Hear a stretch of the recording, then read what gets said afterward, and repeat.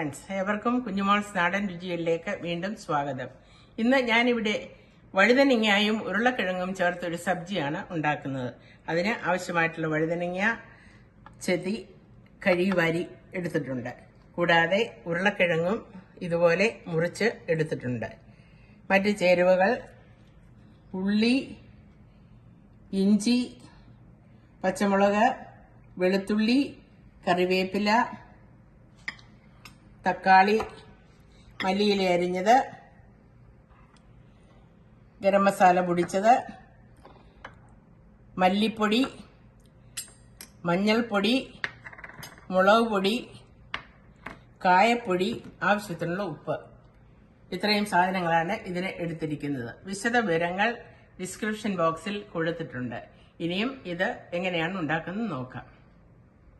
ഇവിടെ പാനിൽ എണ്ണ നന്നായി ചൂടായി വന്നിട്ടുണ്ട്. അതിലേക്ക് ഒരു സ്പൂൺ കടുക് ഇട്ട് പൊട്ടിക്കുക.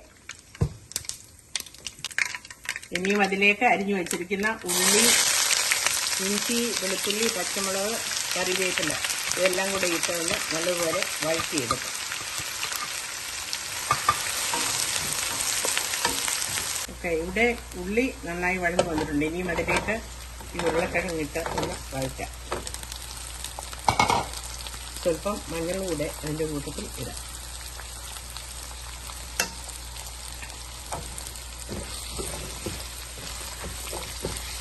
ഇവിടെ ഉരുളക്കിഴങ്ങ് നന്നായി വഴന്നു വന്നിട്ടുണ്ട്. ഇനിയും ഇതിലേക്ക് ഈ തക്കാളി അരിഞ്ഞത് ഇട്ട് ഒന്ന് വഴറ്റിയെടുക്കാം.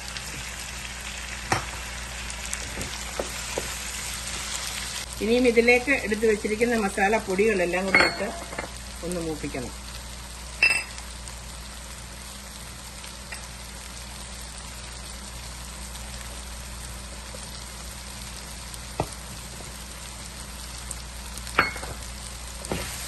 ഇത് ഒന്ന് മൂത്ത് വരുമ്പോഴേക്കും വഴുതനങ്ങ ഇതിനകത്തിട്ട് കഴിക്കാം.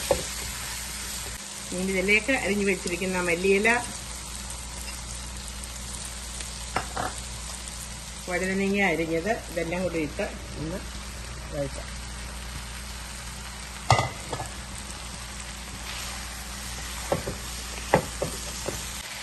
ഇവിടെ സാധനങ്ങളെല്ലാം നന്നായി വഴന്നു വന്നിട്ടുണ്ട്. ഇനി ആവശ്യത്തിനുള്ള ഉപ്പും ഇട്ട് സ്വല്പം വെള്ളം കൂടി ഒഴിച്ച് ഇളക്കി ഒന്ന് ചെറിയ തീയിലൊന്ന് വേവിക്കാൻ വെക്കാം.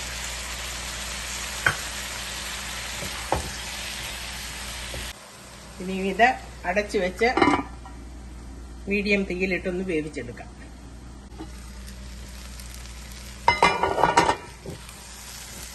ഇവിടെ സബ്ജി വെന്ത് റെഡിയായിട്ടുണ്ട്. ഇനിയും ഇത് തീ ഓഫ് ചെയ്തിട്ട് ഒരു സെർവിംഗ് ഡിഷിലോട്ട് മാറ്റാം. ഈ വഴുതനങ്ങയും ഉരുളക്കിഴങ്ങും കൂടിയുള്ള സബ്ജി വളരെ എളുപ്പത്തിൽ ഉണ്ടാക്കാവുന്നതാണ്. ചപ്പാത്തിയുടെ കൂടെയോ ചോറിന്റെ കൂടെയോ കഴിക്കാൻ വളരെ നല്ലതാണ്. ഇത് എല്ലാവരും ഒന്ന് വീട്ടിൽ ട്രൈ ചെയ്ത് നോക്കുക.